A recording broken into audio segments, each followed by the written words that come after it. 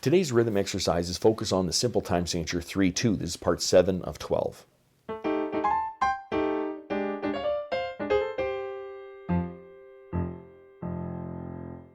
Welcome to my studio, Bach To Basics. This channel is where you can find videos to further your music studies. While I try to use a handful of carrots as a clarinet mute, let's read some rhythms.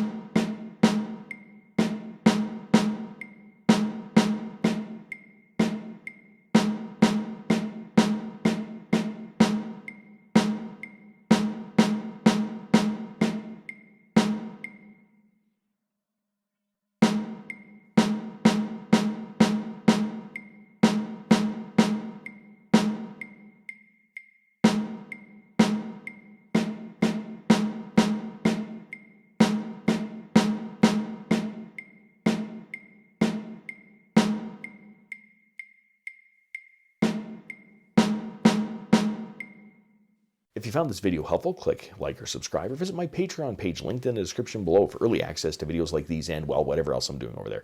Thanks for watching. I'm just a music teacher having fun. Catch you on the next one.